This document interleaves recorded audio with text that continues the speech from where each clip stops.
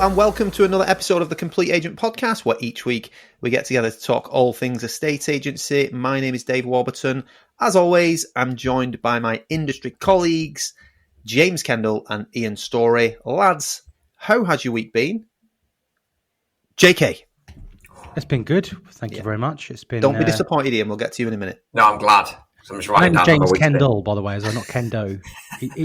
James Kendall. Yeah, I'm joined by my industry colleagues, Ian Storey and James Kendall. Right, Is that what it sounds like? Is that genuinely what it sounds like? But that's what Spotify picks it up as on the automated words. Honestly, I'll tell you what, just before you go on to that, every time I upload one of our video tours to YouTube, obviously you get the AI-generated script initially.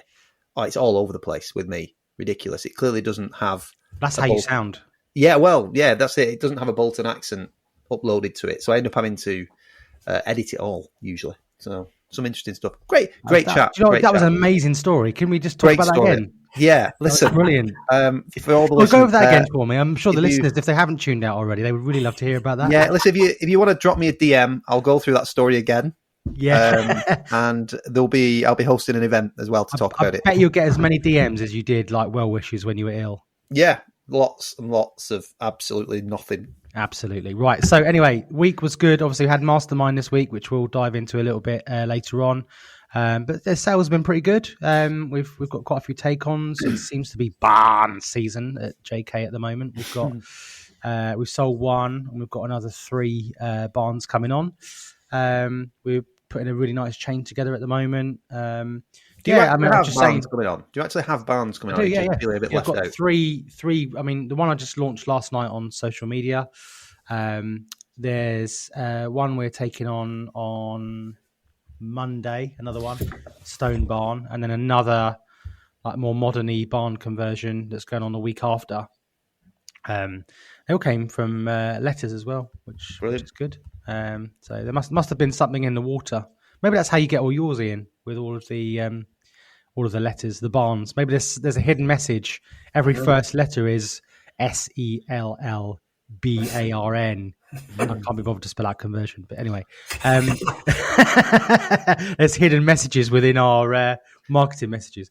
But no, it's been good. No, we've been good. We're literally doing all we can at the moment. Sandra, bless her, is working her socks off with getting all the deals through for the end of the month, and yeah, it's been a fruitful time. How about you, Ian Storey? Very good. Thank you. Good chat. James Kendall. Really, really good on your listings. Some absolute corkers since we last spoke last week. 1.35, 1.2 million, both in a really good village. Phil's just this morning put one on at 925, also in a really good village. Another one Monday morning. So before we headed to Manchester for the pod, mastermind. I managed to sneak in an early morning valuation. So 8:30, got it on the val, 650, gold dust listing, character full type farmhouse thing. So good. And the team have been performing really well. I've been really impressed with the team in the last sort of 10 days, 2 weeks. So Michelle, who does all of our sales progression, who is best in the business, was away for 10 days. How dare she? In Dubes. And that left basically most of it on Meg. I handled a couple of my own and Phil did, but basically Meg did most of it. And she's absolutely smashed it. I've been really, really proud of her. And then this week, Michelle caught this horrible virus thing that you both had. So she's been off this week as well. Oh, wow. So it's been like 2 weeks without our sales progressor. So Meg's just been smashing it in. On the top of that, we lost a team member 2 weeks ago. One of the team members left, and I feel like we've been more productive with less people. Honestly, it's been really interesting how they've all knuckled down, and they're absolutely smashing it. And on top Who's of that, next to go now then? Put him. See how many you can get rid of before all your team listening to this. And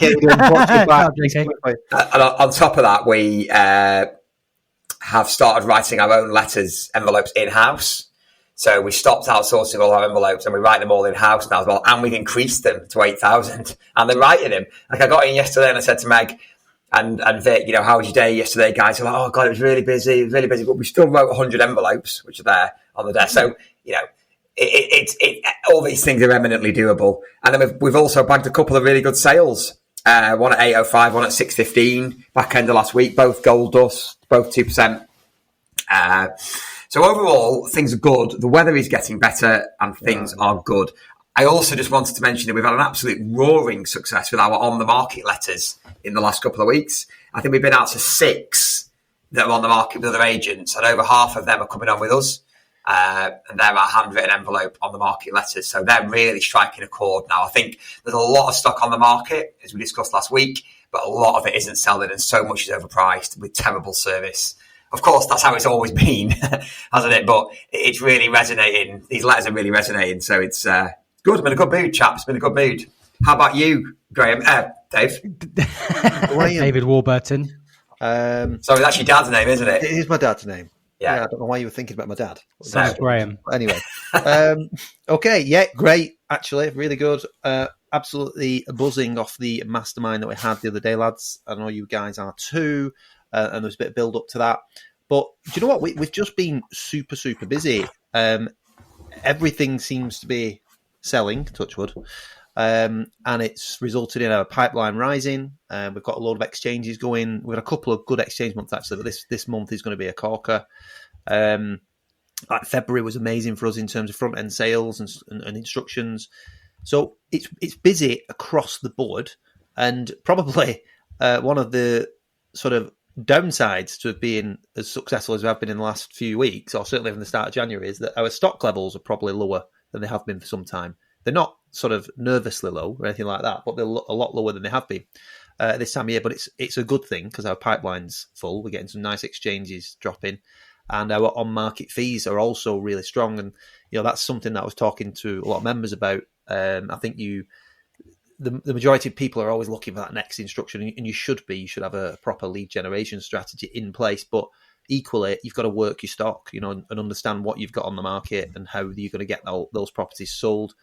We've done a couple of key reductions in the last 7 days as well, with those properties now at really good fees and really good values that are now aligned with the original valuation that we thought, and will probably go on to sell, and that'll be another couple of sales in the pipe. So all really good. And I've had a take on yesterday. I've got another one today, this morning, and some great valuations in. And probably next week I'll be launching one of my favourite listings that I've ever launched, which is absolutely stunning. Ex-council house. Say that again? Ex-council house in Bury. 2-bed ex-council in Farnworth. Lovely. Which is a really nice area. 130 grand? Yeah, 70. Yeah. 70. Nice. That sounds nice. Site guide. We've got some really great stuff coming on. And what was the other bit that I was going to say then when you rudely interrupted me about council houses? I don't know, but it can't have been that important. All good. All good. Very happy at the moment. And like you, getting set up now for the next lot of not on the market letters. It's without question, you just mentioned bringing it in-house. I think it's the best way, mate. I just don't think I think it's a bit of a no-brainer because everybody should be able to do it. Excited to get those out. Quarterly updates, and like you say, on market letters have been brilliant as well. So it's also important, isn't it, to share the wins with your team? Yeah, to show them why it's worth them writing the letters. Yeah, absolutely. I think there is. I mean, again, when we started that, you do. I mean, I've got a great team, and they'll do whatever we ask, really, if we know that we're going in the right direction. But there is definitely, I think, initially that nervousness about it because you've got to write so many. I mean, from day one, we went straight out and said, right, we're going to do at least 5,000 really, and we've expanded that because we've gone into other areas. So initially in your head, you're like, oh my, so many. How are we going to get those out? But when you break it down across the team, it's about 20 odd a day. It's not a lot. Yeah. And the value that it adds to the business, particularly now, a few years down the line, you can just see what a massive impact it's had. Mm-hmm. And now it's an absolute priority that everybody wants to get done. So I think it's crucial really that you have a strategy for it to make sure it gets done. And just on that as well, I mean, we'll come on to some of the stuff. Talking about strategy, when we hold the sort of our mastermind sessions and stuff like that, when we talk to agents, a lot of the time, what sort of stands out to me, I wouldn't say people are looking for silver bullets, but they are struggling to implement things. so they've got. We were talking about software a lot, weren't we, the other day? And I'm sure we'll come on to that. And a lot of people have got software in place and things like that do great things, but they're not actually doing anything with it. And people are asking for sort of tips and advice about what to do with it. But actually, it's more the structure and the implementation of actually doing the work. Does that make sense? It's all right having it and all these tools at your disposal, but sometimes it can feel overwhelming. And I've said repeatedly, I think you need to focus really on one good thing, get really good at that, and make it be, an absolute priority for your business. Ours is direct mail, so we're really good at that. It gets done without fail every month, every quarter. There's other things that I want to introduce into the business, but at the moment you'd be doing it half-heartedly because we maybe don't have the capacity yet to do it. So the answer is you've got to get somebody, even if it's sort of externally, to do that for you, to make sure it gets done, if it's going to bring and yield great results for you. So just something that popped into my head then as you were probably talking about council houses in Bolton. Another great story. I'll probably hold a mastermind on my own for that and my AI talk about YouTube where it can't understand what I'm saying. Yeah, that was brilliant. Right, well, thanks everyone for tuning in to this week's podcast. David is now leaving us, and me and Ian are going to talk about estate agency. No, I know what you mean. It's a classic example of that is the nurture campaigns, isn't it? You've got to either commit to paying for something there ready to go, or doing the work. Yeah, and it's the same with the envelope, same with anything. Either pay for a service or pay to have it done, or put the graft in yourself. Totally agree. Yeah, totally agree. Right, should we get into some of the stuff that we want to talk about? Yeah. Because it's been a busy week. Obviously, we'll have a bit of a how's the market doing and stuff like that, as we always should, because I think people listening want to try and get value in that respect, what's going on and ideas and things like that. And it's good to know what's happening up and down the country. But I think, again, I think this week we talked a lot about various different things. We had two brilliant guests when we did our mastermind, one of which was Simon Gates, who everybody knows is one of the stats king and lead gen kings. He's brilliant, and he gave a presentation. But we also had Heather from Street, because she was kind enough to let us use Street HQ to hold our mastermind, which was brilliant. Amongst other things, obviously, that we went throughout the day. But I thought there was some really great things to come out of those two talks, lads. And I thought it'd be good to unpack that a little bit. Should we talk about a poo in a swimming pool? Yes. That did come out of all people, Heather's chat. So thanks, Heather. Do you want to explain it, JK? I'll do my best to articulate it to our audience that are still with us. If you haven't fallen asleep already, basically it's all about culture in your business. And I think the analogy that she used was that there was an envelope on the screen about a pool party, and imagine everyone's been invited to the most incredible pool party. Everyone's got their invites. Everyone's arrived, and everyone's all there. The drinks are amazing. Like the weather's amazing. There's an amazing pool there, and everyone's getting ready to get into the pool. And there's a poo floating in the pool, and the poo in the pool stops everyone getting in the pool. And the analogy was that if there is a poo in the pool, nobody wants to get in, and it ruins the atmosphere. And have I articulated and that also, right? It would ruin the pool. I just want to add. It would ruin the pool. You need to empty it and probably fill it back. Clean it. Yeah. So the pool is your organisation. Is that what we're saying? Yeah. It was. Heather explained it far, far better than you. Yeah. But I think we got the gist. To be fair, I tried to explain it to Alex yesterday, and I did an awful job of it. Just talking about poos and pools, and I did a far better job. But yeah, you don't want to poo in the pool. Are you trying to tell me something? Is this a new fetish you've got? Because everyone doesn't want to get in the pool if there's a poo in the pool, and they won't enjoy it won't have the same experience. Things won't go as well. And it really resonated with all of us, I think, in the room, didn't it? And made us sort of, realise why you have to sometimes cut, out team members that aren't performing correctly, because it's really damaging for your business overall. But also offering a bit of toxicity in the office. You know, if it's dragging people down, it can have a major negative effect on everybody else. Yeah, So you might end up losing somebody that's really good on the back. Exactly. Of yeah, exactly. And they've got 160 odd people now at Street.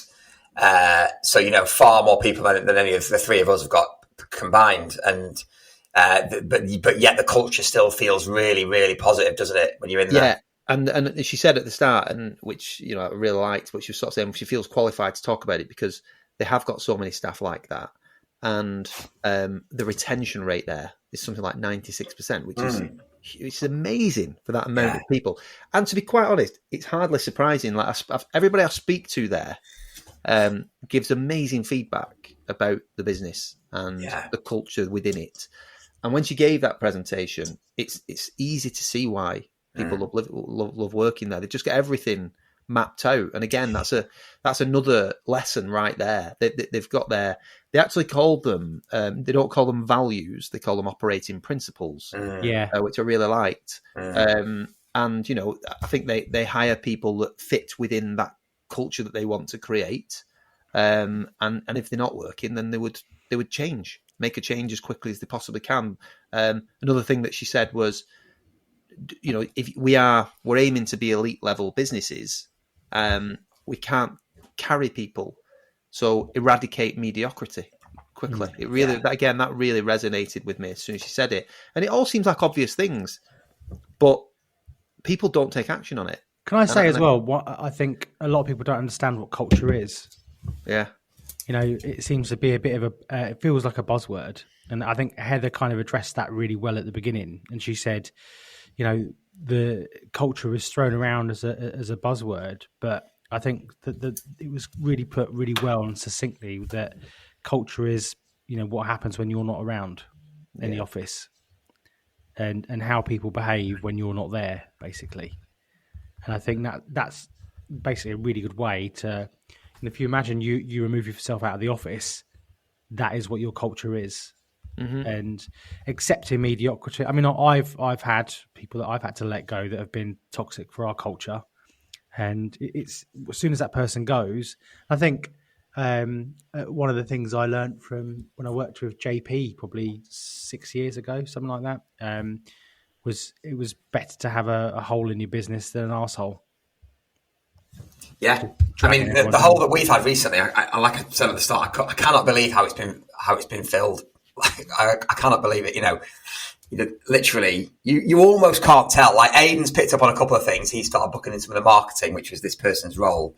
So, you know, as ever with Aidan, you sort of don't really notice a problem because he's just sorting it in the background. But nevertheless, it really feels like we are being more productive with less people. So I think that's really, really interesting. Whereas before, it felt like we were too busy. And we were actually at the point, Aidan said to me, he was at the point of saying, do we need someone else? Yeah. Like on top of that other person that we already had, because it felt like they were too stretched. And now we've got less people and it feels like we don't. So it's crazy. So with the right people, and obviously you've got to be careful. You've got to make sure they're not overstretched and not overworked, you know, and work closely with them to make sure that that's all okay. But ultimately, I think you can do more with less. I think just talking about Street and their culture, big shout out to Si, the fixer. Yes. Legend. Everyone needs a Si in their business, don't they? They do. He was always there, friendly, helpful. Couldn't do too much for you, could he? No. He made you feel. It's all about how you feel, isn't it? He made you feel like you were welcome, and it was great. I thought he was really, really good. And Aidan said to me at one point that he'd been into the kitchen. I think while we were doing one of the talks, he'd been into the kitchen and he'd seen Heather in there with some of the other team, and it was really interesting how you wouldn't have thought she owned the company if you didn't know. Yeah, you know, when you walked in, the way she was talking to them, that like they were helping themselves to drinks before she was. You know, I thought that was interesting as well. Just the whole setup of the office is, you know, that we occupied pretty much that first floor, I think. I mean, again, that was so kind and great of them. I mean, that we had a full boardroom, we had an auditorium where presentations were taking place. They let us use the full kitchen, which is a games room as well, and they've got a fully stocked fridge, which Dave McNeely took full advantage of. If you're listening, Dave. So beer's in the fridge. And again, she was talking about how they want people to have fun. They want people to have fun in the workplace, because if you're just serious all the time, then it can drain you, I think. And they've clearly created that culture. And, even like little things, like a lot of people they're in the city centre of Manchester, obviously, but a lot of people cycle into work. They've got a cycle store where you can put your bikes. I think I noticed people moving around a little bit on laptops. So I don't know whether they had fixed desks and stuff like that, but I think you could probably move into another room if you need a different environment and stuff like that. It just felt like everything had been thought of, and it was all geared towards ensuring that the people that ultimately are going to make them successful are working in a comfortable and enjoyable environment. And, with a 90-odd, I think it was 96% retention rate after such a long time, and with that many staff, is just phenomenal. And I think she's such great value. I think she is due on the podcast at some point, which so we don't want to take too much away. And she talked a lot about the techie stuff that Street are investing in right now, and what they're going to be doing with that. And she was really passionate about not getting left behind. There's a lot of new AI stuff coming in. You can either ignore it and get left behind, or you can embrace it and really elevate your business. And there's lots of things coming in. And I think, Ian, just something you were talking about there, she actually demoed something for us that was really interesting. I think over the next sort of 12 months or so, that is going to be really polished, and it's going to be something that really transforms a lot of businesses and the need for some of the more mundane tasks. That's where AI is going to fill in. I mean, we were having a little bit of a chat about that, like obviously in the group, but then obviously like one-to-one as well aside. Like there was a little bit of AI chat going on. I think that people don't understand the impact it's going to have. I think a lot of people, there's different camps.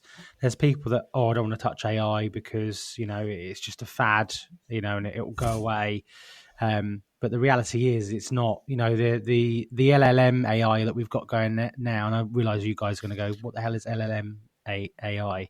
LLM AI is the things like your chat GPTs, where it's so learning language models, I think is the actual, is it acronym? Yeah. Anyway, but it's basically things like text-based chat GPT. That's an LLM. Where things are going next is what's called agentic AI, where AI will go away and do something for you and come back. So say, for example, in context for a state agency, it may well be that AI deals with your incoming inquiry, looks at your diary, books the appointment for you, confirms the appointment and tells you it's done, or qualifies leads, or even as much as there's certain things that I've seen where people have replicated their own voices. Yeah. And it's not perfect. It's not perfect, but it's getting there. I guarantee you. Have either of you ever spoken to Google on the phone before? The Google AI.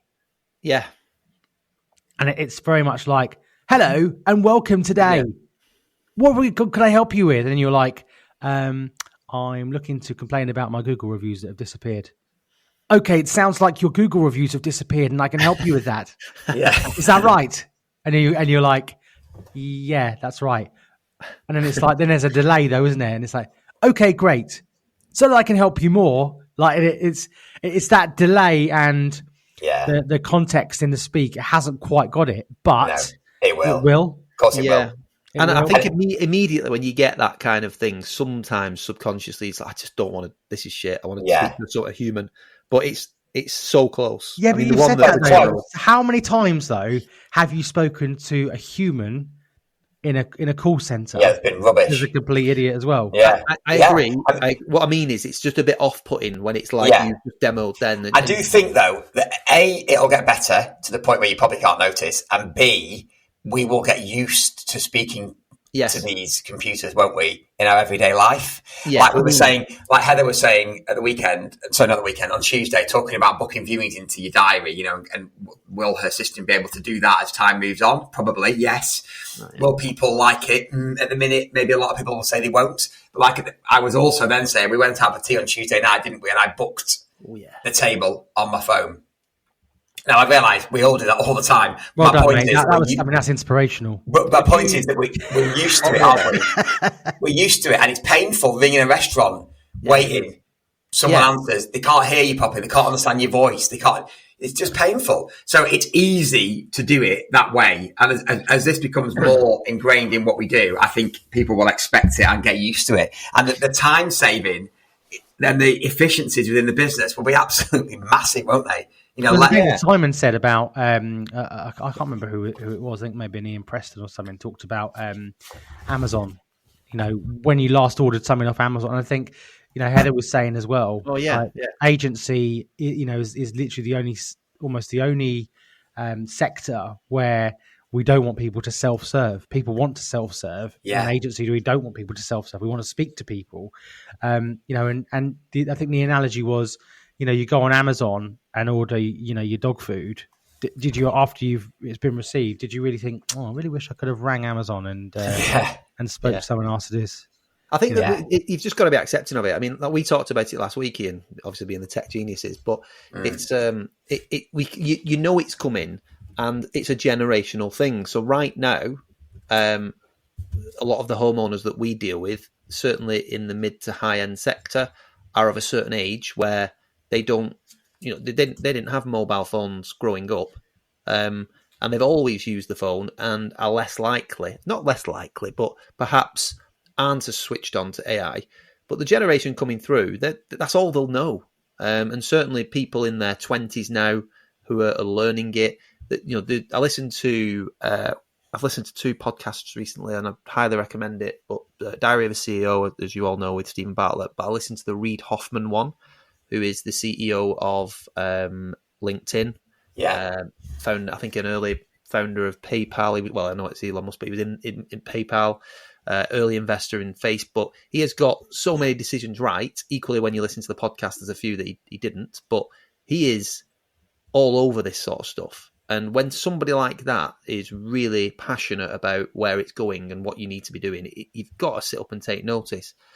And I think, like I say, the landscape is absolutely changing. There's no question about it. And I think if you don't sort of embrace it and adapt, then you will get left behind. And you can use it. I think you can use it currently to get ahead of competition. Massively. Definitely. The only thing I would say about AI at the moment is, and what I've noticed certainly in our industry amongst certain people out there, is people searching for silver bullets. It feels like there's a little bit of a gold rush.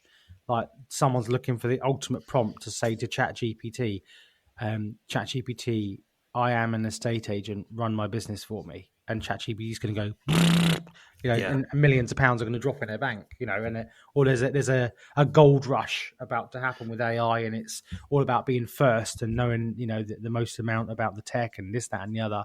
Whereas, I think, people do want to self-serve. Heather put, I think it was a stat, she said 90%, I think it was, of people under 30, if you call, or 30 and under, if you call them and their number isn't in your phone, won't answer the phone. So being able to have an AI solution, something that we've been working on in the background quietly, with regards to like qualifying leads, having an AI chatbot to go to your leads and pre-qualify your leads before they come in, because how much time is wasted in your front end of your business where Rightmove lead comes in, a website lead comes in, a telephone call comes in, or an email or whatever, and you end up playing telephone tennis with that person for 6 hours when all they really want to do is view a house. And also, JK, when we talk about how a lot of our clients are older because we're mid to higher end, that's true, and so it won't replace you, but it can definitely replace some of the front end booking of appointments. Like the majority of our clients, we book appointments on WhatsApp. So we've probably got 2 that don't use WhatsApp out of all of our clients. The vast majority, even if they're in their 80s, we've got a cracking client at the minute, Celia. She's brilliant, 80 odd, lovely, but she's all over WhatsApp like a rash. Yeah. So if the computer was trained correctly, there's no reason it can't be booking appointments, I don't think. No, definitely not. Just a quick one. The other podcast that I was mentioning was Daniel Priestley's, who I really like anyway. But he's done a podcast on the Diary of a CEO. I think he's done a few actually, but his latest one, again, just great. And he's talking about fundamentally, we've been sort of taught as a society that certain things should happen in a certain way. It is his big view, and it'll be a lot of people's big view, is that the children the whole educational system needs changing completely, and Yeah. because the jobs that people are trying to train for now, or the basics that they're being taught, those jobs won't be available and they won't be applicable in the next sort of 10, 15, 20 years. So that they need to change and adapt. And I think that's what a lot of people have done over the last 10 years, particularly with the sort of absolute, well, Facebook and what have you has moved on so much. Instagram, TikTok, there's so many now. And how many social media experts were there 10 years ago? Exactly. There were a handful, and now it's a job. The people.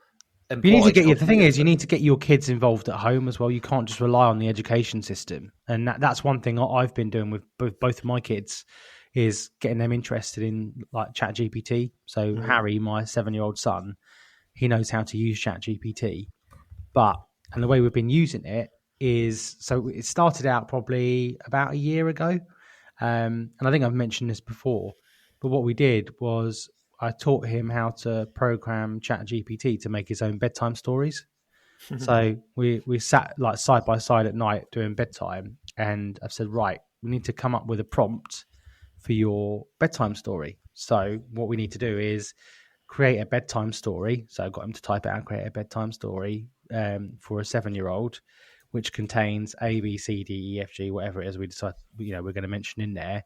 And then as time's gone on, we've added extra bits to it, and it's just a cool way. And now we've been using like advanced voice mode, for example. So he'll talk to ChatGPT and say, "Do this, do that," and he in his own mind now, he's learning how to do different things and ask it different things, and how do I do this? How do I do that? And it just it's something that's fun to him. But also, he's going to be ahead of the curve when eventually, if they do start learning about AI in school, it's going to be quite straightforward and easy because, he's going to get it. He's going to understand how it all works. And I think you've got to, that aside, going back to business a second, you've got to embrace it in the business. How can AI enable and how can AI support you? AI isn't, there's people online that go, AI coming over here, taking our jobs. AI. Yeah.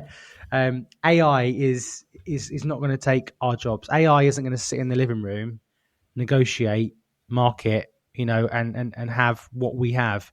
AI will probably mop up the lower end of the market. I would say if AI is going to replace any agents, it will probably be in some form of super purple bricks. That's probably where it will be. They'll mop up the low end of the market, the transactional end of the market, where people buy on price. They don't really care what they pay, or they don't really care about service. AI will mop all of that up. But in the mid to high end, where it's, as we all know, it's about service. People can buy cheap agents now and have a crap agent at the upper end, but they always will. Some people always will. That's what I mean. Exactly. Some people will always have that, whether that's AI or whether that's the agent that's still doing £1 million photos on their phone. There'll always be people that don't see the value and choose on price and choose commoditized agency. But the people that want bespoke, and arguably, I do think later on as things develop, a USP will be you can speak to a human rather than speaking to a robot. Yeah, it could go full circle. It's like retro things now that you can buy and stuff. But that's what I mean. We only will ever. Would you rather put this into context for a hotel? You're staying at a high end hotel. Is the experience going to be better for you if you're paying a load of money to?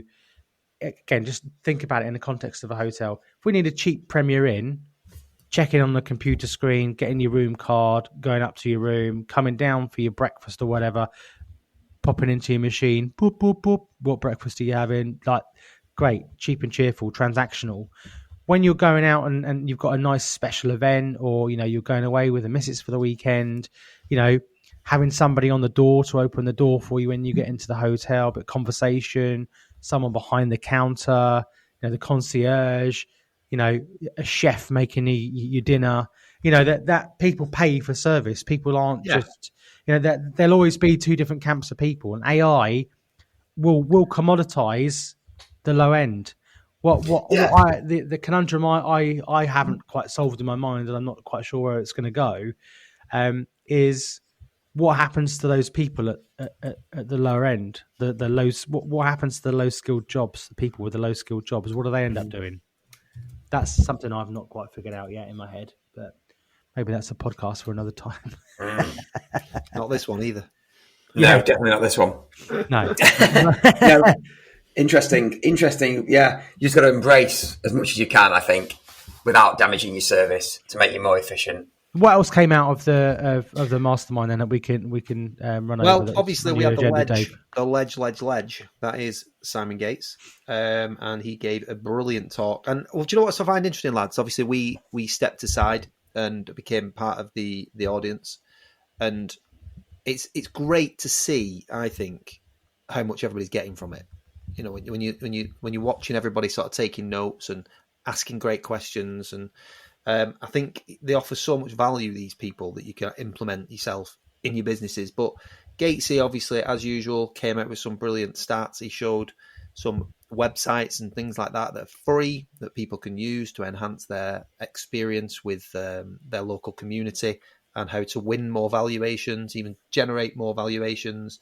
One of the key stats that I took from it was that he said 46% of withdrawn properties come back to the market within a couple of years, including your own stock.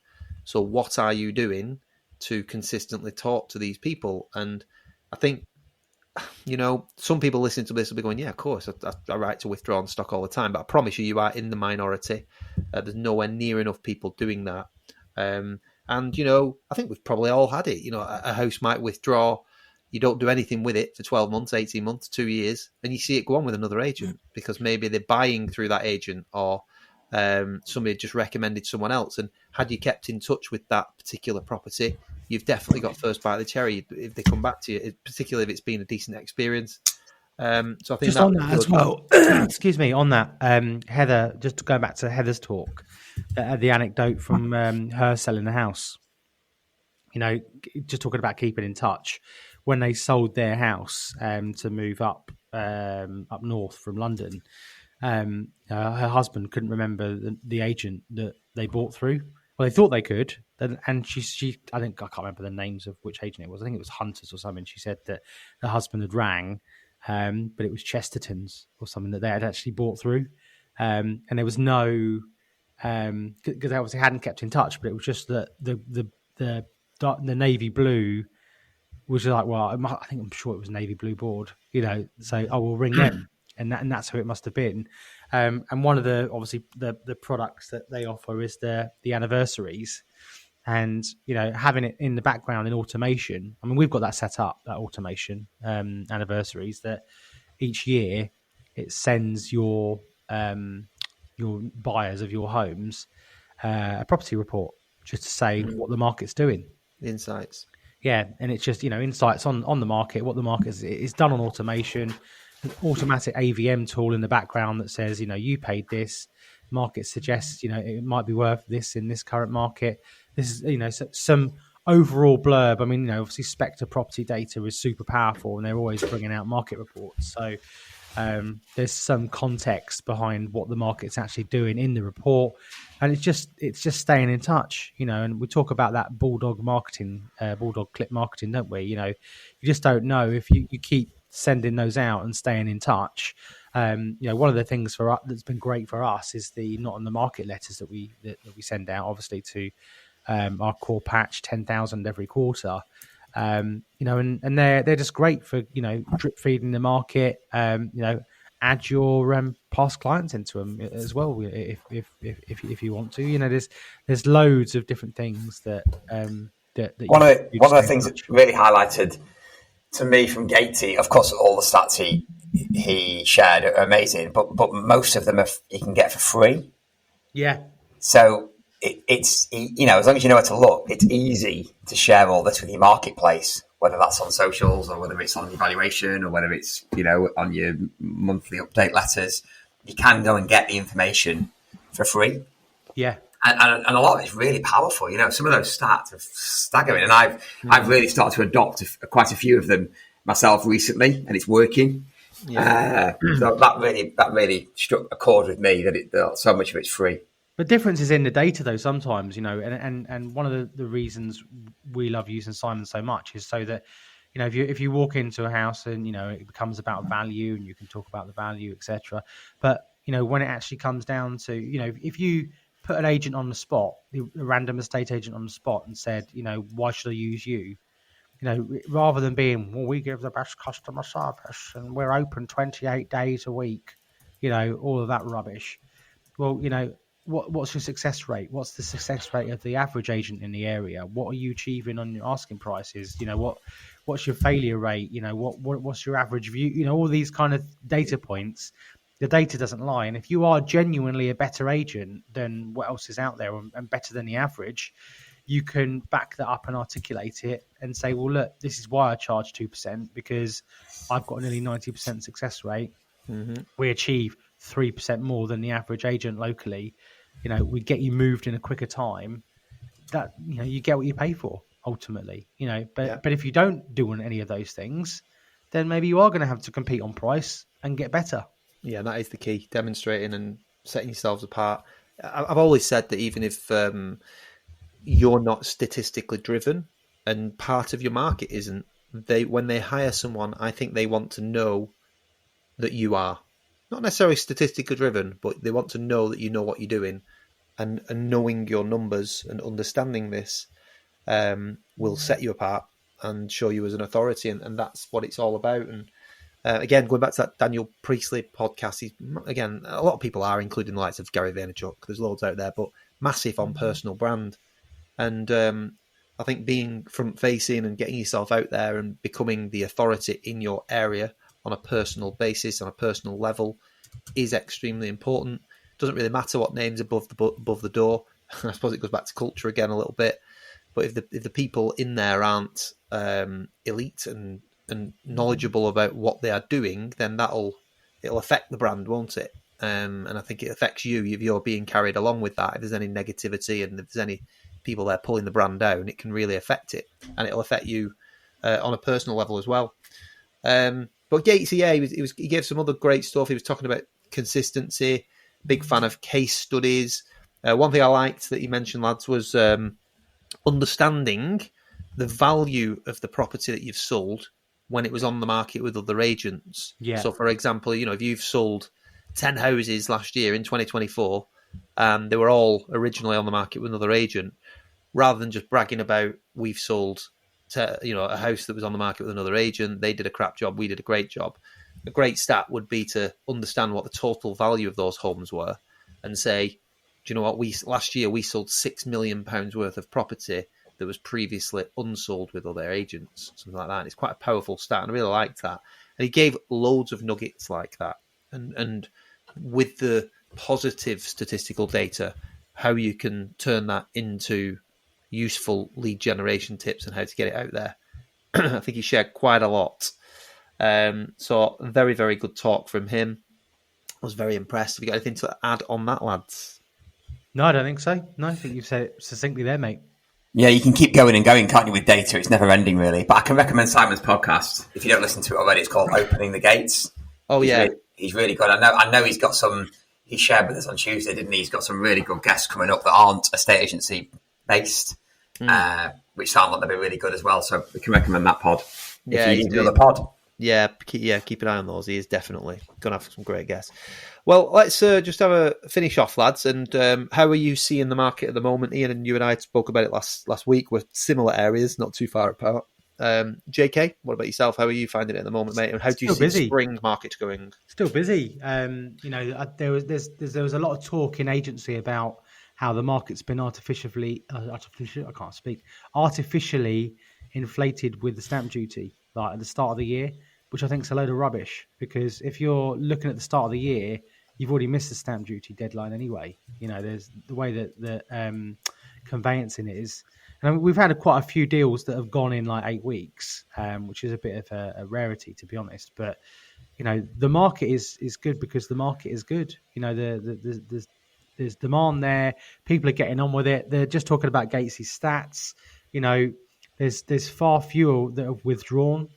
People are sticking it out in the market. People are no longer saying, oh, we can't get that for it. So, the stats in the market so many more so many more reductions in the market and fewer withdrawals suggest that people, rather than taking it off because they can't get the aspirational price they want, they're aligning their expectations and dropping the price and getting moved because people are fed up and waiting.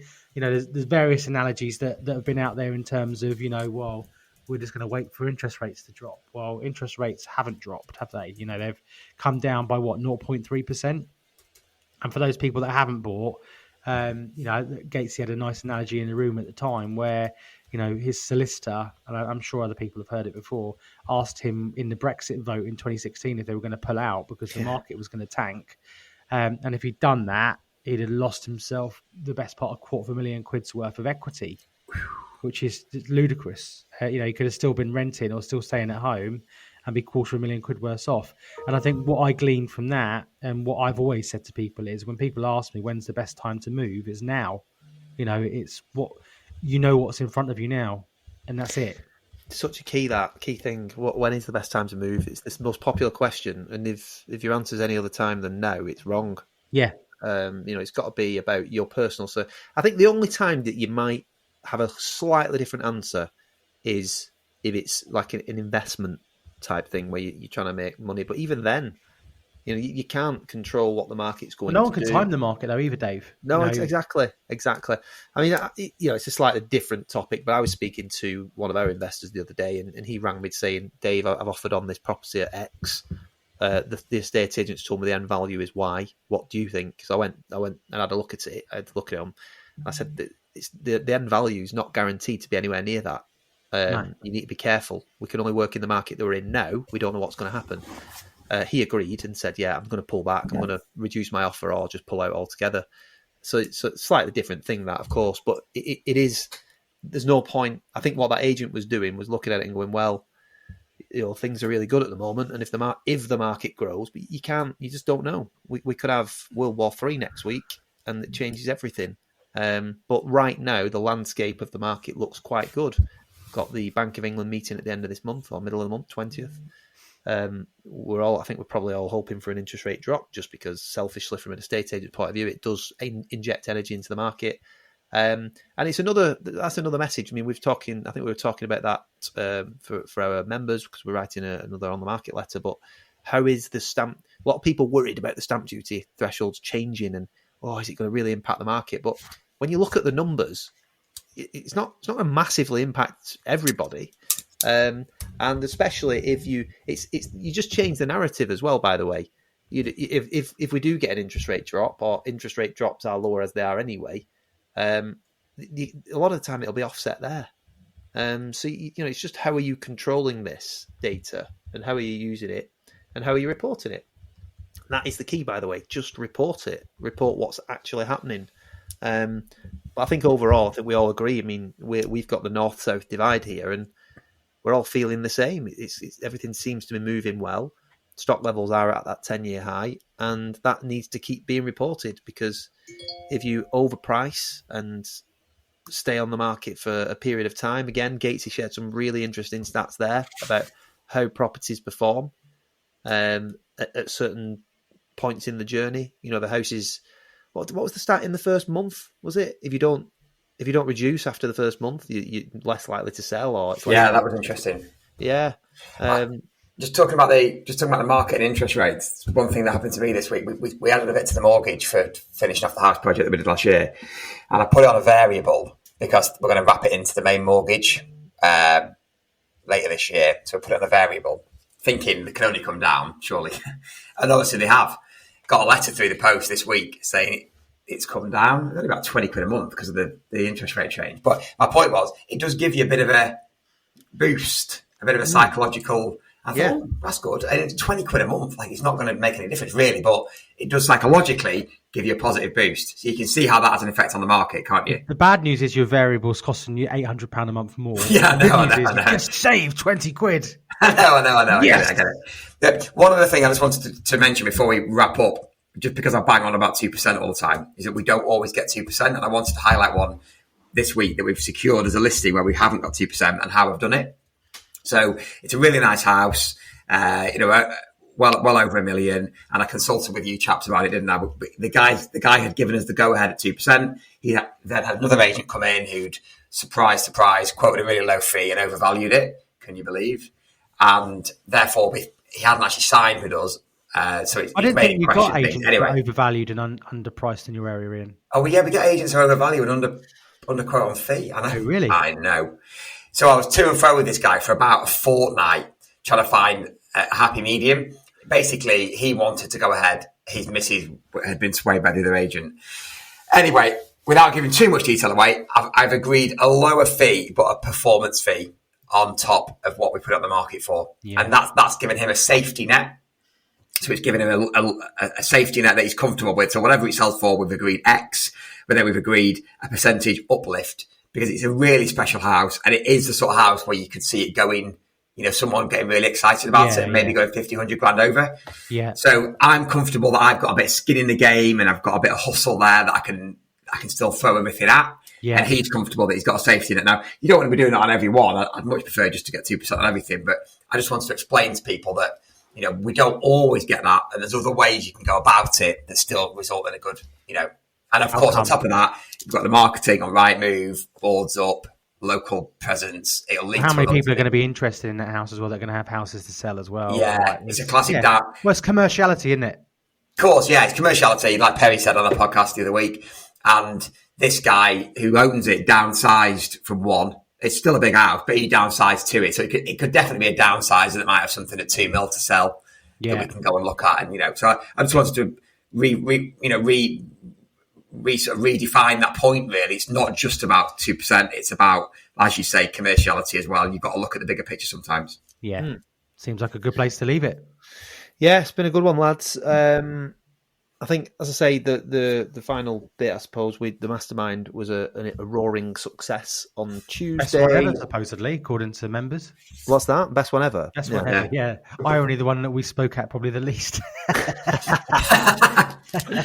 No, it was brilliant. Great venue, great food, lads. Adrian, well done there, mate. That was really good. Great food. I think I always say at the start of those masterminds, there's no silver bullets.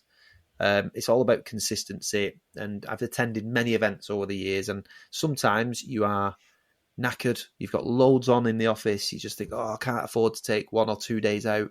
But every time, without fail, I've done it, I've come away feeling energized and with more focus than I had before I went.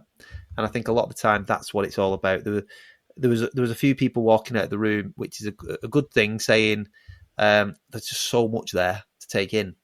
And I think it was there's so much gold essentially. And I think that they need to go away and just, like I said, really drill down into one area and push that. So it was a great event. There are, as you know, if you listen to the podcast, we are non-compete, so we like to have agents from different areas so we can share between ourselves our successes, but equally the problems and challenges that we're facing and help people. And if that sounds like it might be a bit of you, then get in touch. We do quarterly events, and we have a WhatsApp group where we're available most of the time. It's we obviously provide the direct mail that produces a lot of the leads for the big houses that you see that was listing. It's a service, I think, that's just if you're interested in getting in the mid to high end and getting better fees, I think it's absolutely perfect for you. Even if I do say so myself. Yeah, so many of the members talk about how lonely it is, when you own business, and we take a bit of that away, don't we? I think. So. Oh yeah, absolutely. It's great. I mean, like I say, we before we even decided to do this, the three of us just had our own group and shared ideas, and it's massive. If you have a crap day, you need to vent and sometimes take some advice. I mean, I spoke to you about an issue on Tuesday, Ian, and it was great to hear what your thoughts were on it. And I've gone away with a different mindset, having just got it off my got it out of my head. I'm just like, just sod it, move on. We've all had it, and it really, really helps. And it's the same with the group members. It allows them to sort of come together, have a chat on dinner time breaks and things like that. And obviously they've got the support of the three of us. So See the message from one of our members as well. Like she'd had a pep talk with me for 20 minutes about one yes, of the team members. Then that was it. Like 20 minutes later, they were well, gone. you've basically been the cause of someone getting fired this Yeah. week.